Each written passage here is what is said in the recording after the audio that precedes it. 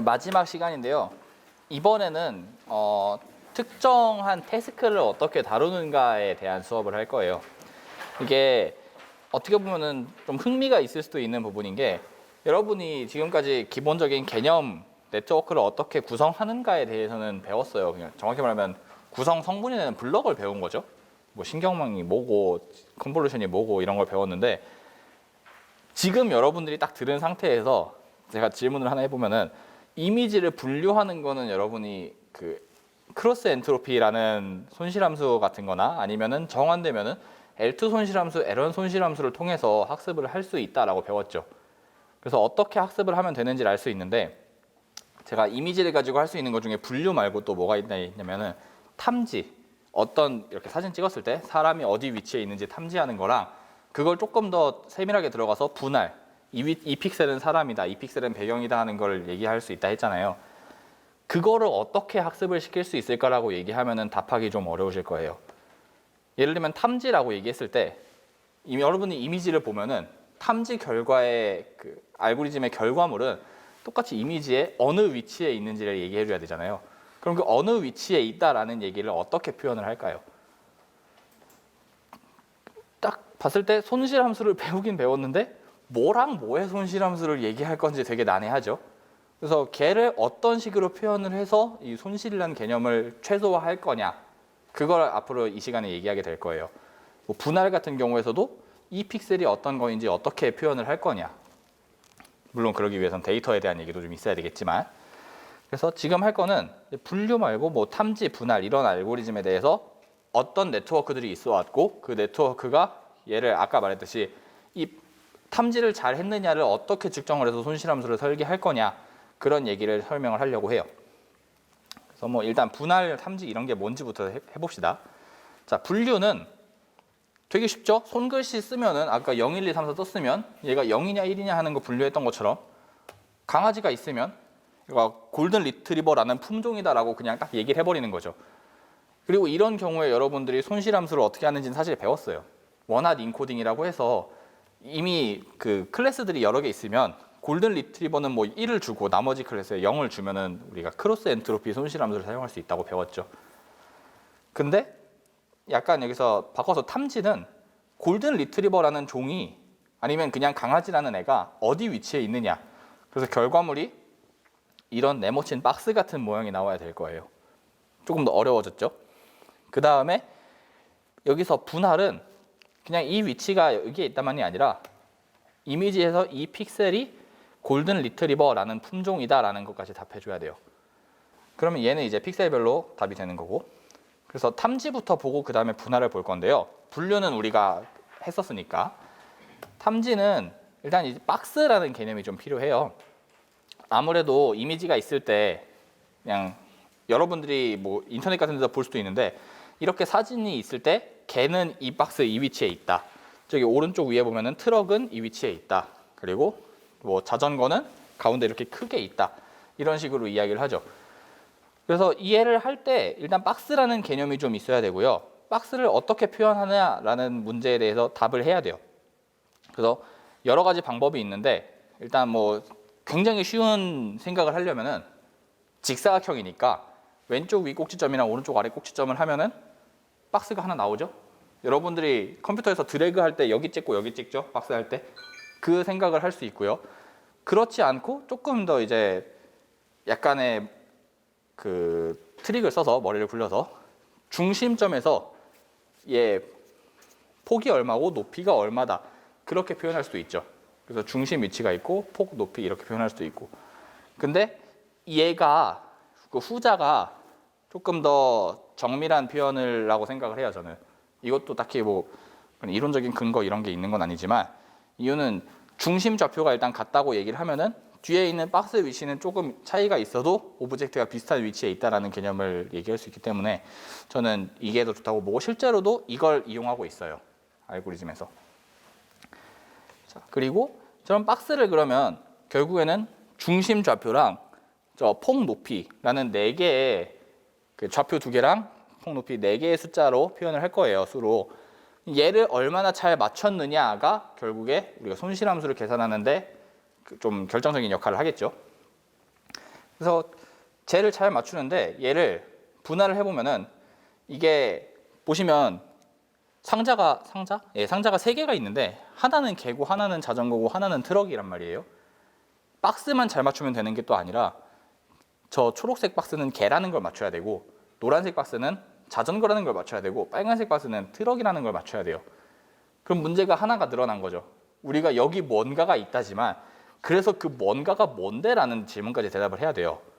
아무거나 박스 쳐놓고 여기 뭔가가 있어라고 얘기하면 저 그냥 이상하게 이렇게 가운데다 쳐놓고 여기 뭐 턱 같은 그 뭐지 난간 이런 게 있어라고 얘기할 수도 있거든요. 그래서 뭔가가 있다라는 것까지 얘기를 해야 되는데요. 그거를 처리할 때 두 가지 나눠서 하는 게 있고 한 번에 하는 방법이 있어요. 이제 나눠서 하는 방법은 이게 투 스테이지라 그러고 한 번에 하는 건 뭐 원 스테이지 이렇게 얘기를 하는데 나눠서 하는 건 뭐냐면은 이게 뭔가가 있다랑 그 뭔가가 뭔데를 분할한 거예요. 첫 번째는 그냥 원 스테이지는 아예 한꺼번에 여기에 이게 있어라고 대답을 해버리는 거고요. 그래서 뭐 대표적인 딥러닝 모델로 해서 한 번에 여기 있어라고 얘기할 때는 뭐 욜로 SSD 같은 게 있다. 그리고 또 투 스테이지로 나눠서 뭐 여기 뭔가가 있고 걔는 뭐다라고 얘기할 때는 뭐 RCNN, Fast RCNN 뭐 이런 게 있다라고 이야기를 해서요. 기본적인 RCNN에 대한 설명을 이제 지금부터 좀 드리려고 해요.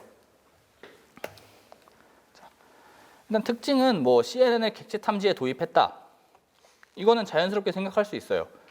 왜냐하면 CNN이라는 게 이미지의 특징을 잘 나타내기도 하고 저번에 얘기했듯이 뭔가 이 박스도 CNN의 특징을 그대로 담고 있죠.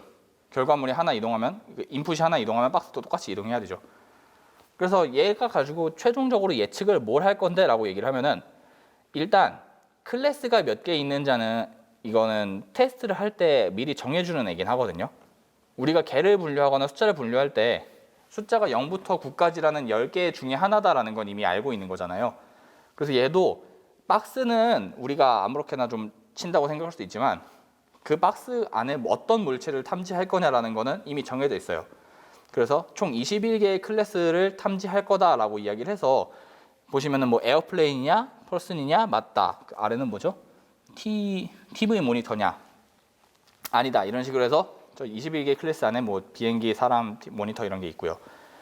그러면 21개의 클래스를 각각에 나타내는 차원이 하나씩 있을 거고 그 클래스에 해당하는 박스 그렇게 해서 총 4차원 있으면 그렇게 정보를 표현할 수 있겠죠. 얘는 뭐 특징은 이제 이미지가 다른 걸 사용할 수 있다 이건데 이거는 얘가 어떻게 되는지 설명을 하고 다시 한번 얘기를 드릴게요. 자, 네. 일단 첫 번째가 이 이미지를 좀 박스를 우리가 쳐야 되는데 어떻게 하냐면 후보군 같은 거를 먼저 추리거든요. 생각을 해보면 모든 박스를 고려해서 계산을 하려면은 너무나 경우의 수가 많아져요. 당장 중심 좌표가 될 수 있는 것만 해도 모든 픽셀이 가능할 수 있고요. 중심이 똑같다고 해도 폭이랑 높이가 다르면 다른 박스가 되겠죠. 그래서 너무나 많은 박스가 생기기 때문에 일단 셀렉티브 서치라는 이 딥러닝은 아닌 알고리즘이거든요. 얘를 적용해서 후보를 좀 추려요. 2000개를 추출한다고 돼 있어서 너무 많은 거 아니라고 생각할 수 있는데 아까 얘기했다시피 모든 중심점이랑 모든 폭 높이를 계산한 박스의 개수보다는 훨씬 적은 거거든요. 2000개 정도로 그래서 추립니다. 그리고 이 박스를 그렇게 추린 박스들을 아까 말했듯이 중심 좌표 그리고 이 폭, 높이 이렇게 얘기를 해요. 그 다음에 그러면 이 박스들이 좀 위치가 랜덤할 거란 말이죠. 크기도 랜덤하고. 그래서 사람 같은 경우에는 지금 이렇게 위에 딱 이렇게 크게 잡을 수도 있고 뭐 아래로 이렇게 잡을 수도 있는데 얘를 원래 맞추지 않으면 비교하기가 좀 애매할 수 있어요. 왜냐하면 우리는 이후에 똑같은 네트워크를 통과시킬 건데 이 네트워크가 입력을 받았을 때 다른 형태의 입력이 들어오면은 이 CNN 부분은 사실 큰 문제가 안 될 수도 있는데 나중에 맨 끝에 붙는 MLP 부분이 문제가 생길 수 있거든요. 걔는 입력 차원이 정해져야 되니까.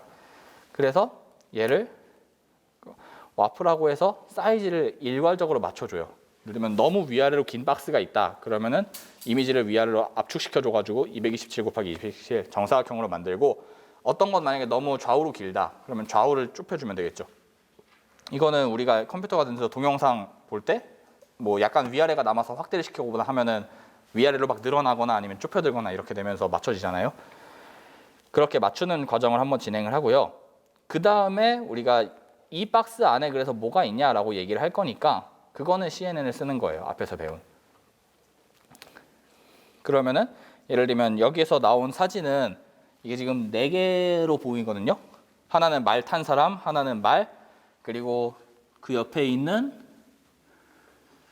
이건 철문이라고 해야 될까요? 철문 같은 게 하나 있고, 저 오른쪽 아래에 무슨 다른 작은 말인가요? 저게 있고, 그 중에서 저 사람의 셔츠 입은 말 탄 사람, 그 사람의 이미지를 딱 넣었을 때는 위에서 사람이다, yes 그렇게 할 수 있고요.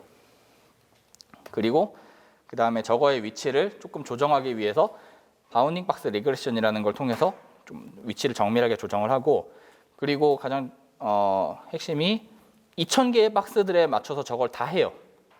박스 후보군을 맞춘 다음에, 그러니까 2000개 안에서 얘는 뭐야 얘는 뭐야 라고 이야기를 다 하는데, 지금 보시면 저 맨 오른쪽에 있는 게 후보군 박스거든요. 엄청 많잖아요. 그러니까 사실은 지금 사람을 그냥 이렇게만 잡았지만 이 박스가 아니라 예를 들면 저 같은 경우를 보면은 이렇게도 사람이지만 그거보다 조금 더 위아래로 긴 것도 사람이고 위아래로 아예 긴 것도 사람이고 어떤 거는 제 머리 부분만 이렇게 딱 잘라낸 것도 사람이고 이렇게 분류를 할 거란 말이에요. 설령 분류가 정확하더라도 박스가 너무 많아서 되게 난잡하죠. 그리고 우리가 원하는 거는 그런 식으로 여기도 사람, 여기도 사람, 여기도 사람, 여기도 사람, 여기도 사람 이렇게 돼 있는 게 아니라 하나의 박스로 딱 쳐져 있을 때 여기 사람이 있어라고 원하는 걸 답하는 걸 원하잖아요. 그래서 중복되는 박스를 제거해 주는 게 좀 중요한데요. 그거를 이제 non maximum suppression이라 그래서 이미지가 중복이 좀 2개가 돼 있을 때 둘이 클래스가 이제 같으면 그 중복되는 영역이 어느 정도 이상 겹치잖아요. 그러면은 그 중에 하나를 지워요. 그거를 박스가 더 이상 그렇게 많이 겹치지 않을 때까지 계속 반복을 하는 거죠. 그러면은 지금 얘 같은 경우에서 원래 왼쪽 이미지가 한번 저 CNN을 통과하면 박스가 엄청 세분하게 쳐져 있어가지고 걔가 막 박스로 그 거기 난도질돼 있는 거 마냥 돼 있을 텐데 저 오른쪽 화면처럼 가장 큰 박스, 가장 정확한 박스 하나만 딱 남는다는 게 되죠. 그리고 얘는 저 알고리즘을 이제 테스트하는 건데요. 저런 이런 RCNN 같은 경우는 되게 유명하고 잘 되는 모델이라서 아까 사실 뭐 VCG 같은 것도 잠깐 나왔는데요. 그런 이름이 있고 유명하고 잘 되는 모델들은 이미 인터넷에 자기들이 학습한 결과를 올려서 우리가 다운받아서 그대로 사용해 볼 수도 있어요. 그런 식으로 적용을 해본 거고, 보시면은 뭐 지금 글자들은 잘 안 보이긴 하는데 뭔가 잡아낸 걸 알 수 있겠죠. 예를 들면 스키 타는 사람 같은 경우에 저 클래스가 실제로 사람인지 글자는 안 보이지만 사람과 스키 보드를 잘 분리해냈다는 걸 볼 수 있고요. 그 뭐 아래쪽에 팬더인가? 그냥 곰인형 같은 경우에도 곰인형 3개를 잘 잡아낼 수 있는 거 볼 수 있고, 그리고 이게 요즘에 나오는 더 좋은 성능이라고 돼 있는 것 같은데 가운데 거는 흐리고 잘 안 보이는데 얘 같은 경우는 지금 맨 왼쪽에서 가운데 줄에 있는 것 같은 경우는 박스가 보이거든요. 저렇게 작은 것도 잘 판단할 수 있고, 저 맨 왼쪽 위에 있는 것처럼 노란색 바로 이렇게 뭔가 써 있잖아요. 저게 클래스, 지금 글자는 안 보이지만 박스를 치고 그 위에 클래스가 뭐다를 이렇게 음영으로 표시한 거거든요. 그래서 지금 사람을 저렇게 잡아냈다라고 생각을 하시면 될 것 같아요. 저거는 지금 너무 작아서 박스가 잘 안 보이지만 그나마 좀 박스가 보이는 게 저 맨 왼쪽에 가운데 줄이랑 맨 오른쪽에 맨 위에, 저거는 차를 잡아냈다 하는 거 보일 수 있죠. 그래서 이거를 왜 그럼 하느냐, CCTV 같은 데서 약간 이거는 논란의 여지가 있을 수 있지만, 왜냐면은 뭐 도주하는 차량을 잡는다거나 할 때 CCTV를 찍어서 이 차량이 어디로 가고 있는지를 그대로 체크할 수가 있죠. 단순히 번호판 인식 같은 것뿐만이 아니라. 그리고 범인이라고 해야 될까요? 사람이 갈 때 사람의 얼굴 인식이랑 같이 합치면은 길거리에 다니는 수많은 사람 중에서 이 사람이 어디를 가고 있느냐 이런 걸 판단할 수가 있겠고요.